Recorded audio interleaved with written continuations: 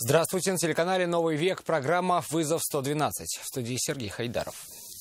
И сегодня мы расскажем, как норковая шуба, оставленная без присмотра, поменяла владельца. Известно, что незадолго до совершения кражи задержанный пытался похитить, находясь в этом же здании, сумку. И что грозит любителю чужих мехов.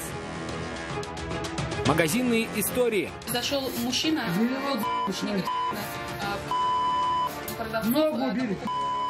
С чем и для чего некоторые приходят в супермаркеты. А также, что нужно было сегодня автоинспекторам от водителей, соблюдающих все правила движения. И что было тем, кто не смог предъявить требования. Это и не только прямо сейчас. Kia Cerato и Toyota Land Cruiser не смогли разъехаться на пересечении улиц Декабристов и Восстания. После удара внедорожник едва не вылетел на металлические ограждения. По рассказам участников аварии, японский автомобиль пересек проезжую часть на запрещающий сигнал светофора. Подробности инцидента в материале Рамиля Шайдуллина. У меня видеорегистратор есть.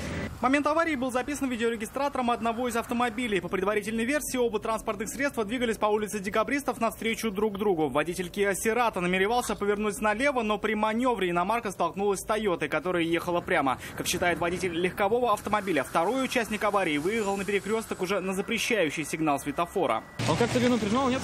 Ну, частично признает. Ну, говорит, якобы поворачивал налево. А, туда? Да. То есть, а сам поехал прямо? Ну, как-то да, говорит, уходил. Водитель Тойоты свою версию так и не озвучил. У внедорожника был продран левый бок, куда больше досталось красной машине. И хотя Kia была на ходу, автомобиль получил серьезные повреждения. А как ущерб оценить, сколько примерно? Ну, там тысяч, наверное, 250-300 точно есть. Помимо видеорегистратора, водитель Kia заручился поддержкой очевидцев. Возможно, все эти факторы помогут выявить истинного виновника аварии. Рамиль Шайдуллин, Айрат Назипов, Азат Самигуллин. Вызов 112. Украли норковую шубу. С таким заявлением в полицию обратилась 22-летняя студентка одного из высших учебных заведений Казани. Она рассказала, что оставила верхнюю одежду в коридоре и ненадолго отлучилась. Когда вернулась, мехового изделия уже не было. Полицейские посмотрели записи камер видеонаблюдения. Подозреваемый был запечатлен довольно четко. Видно, что мужчина, увидев лежащую шубу, осмотрелся. Поняв, что его никто не видит, сложил одежду в пакет и быстро ушел. Сотрудники уголовного розыска в результате оперативно-розыскных мероприятий установили личность и место нахождения подозреваемого. Мужчину задержали. Им оказался 57-летний житель Зеленодольска. Известно, что незадолго до совершения кражи задержанный пытался похитить, находясь в этом же здании, сумку. Однако потерпевшая заметила происходящее и забрала свое имущество. По обоим фактам возбуждены уголовные дела по статье 158 Уголовного кодекса Российской Федерации «Кража» объединены в одно производство. По решению Вахитовского районного суда подозреваемый арестован и содержится в одном из следственных изоляторов. Полицейские устанавливают причастность подозреваемого к аналогичным фактам преступной деятельности, совершенным на территории города. Чуть не потерял штаны, убегая от группы быстрого реагирования охранного предприятия. В 3:30 ночи на пульт дежурного поступил сигнал тревоги от одного из сетевых супермаркетов Набережных Челнов. Прибывшие на место охранники увидели молодого человека, складывающего продукты в пакет.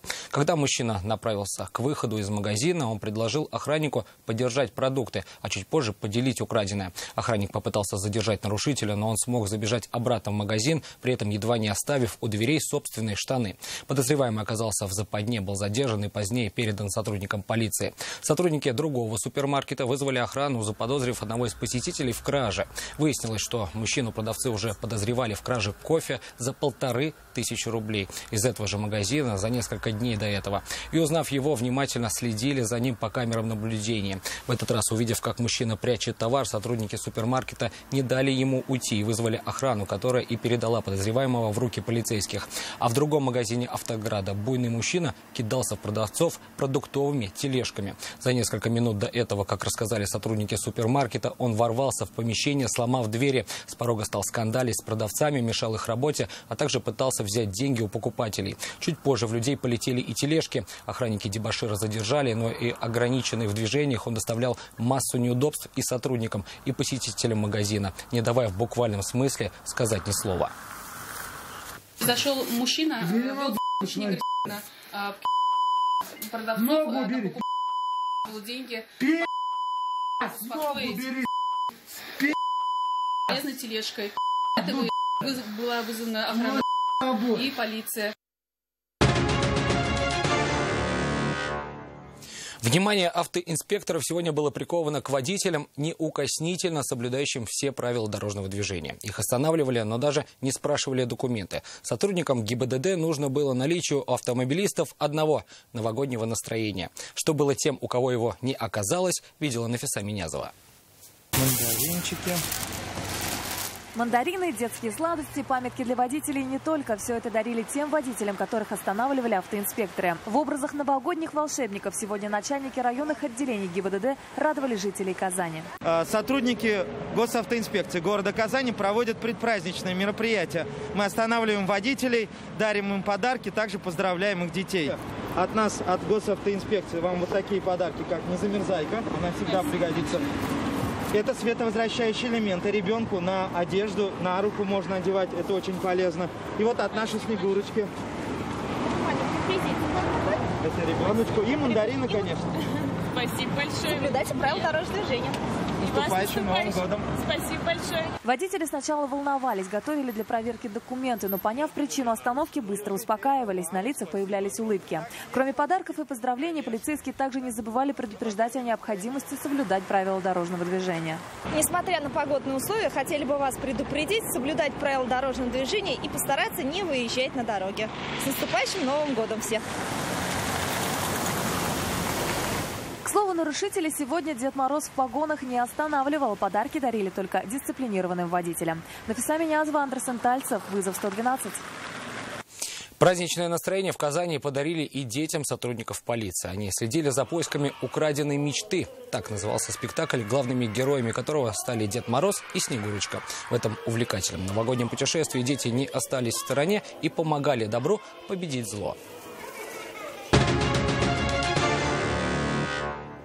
Неуклюжие воры, неудачливый барабанщик и мокрый Санта-Клаус. Все самое интересное вы увидите в рубрике «Сплошные проколы».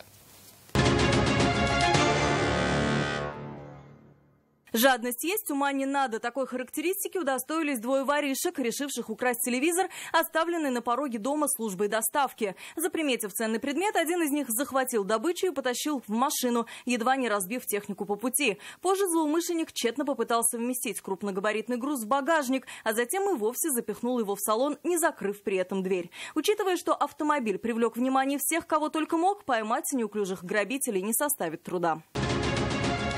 Не составило труда поймать и этого вора. По своей неуклюжести он пошел еще дальше. Захотев выпить энергетического напитка, злоумышленник поздней ночью решил проникнуть на склад супермаркета. То, что это была плохая идея, он понял в момент, когда перелезал через высокий забор. В такой позе он провисел больше часа.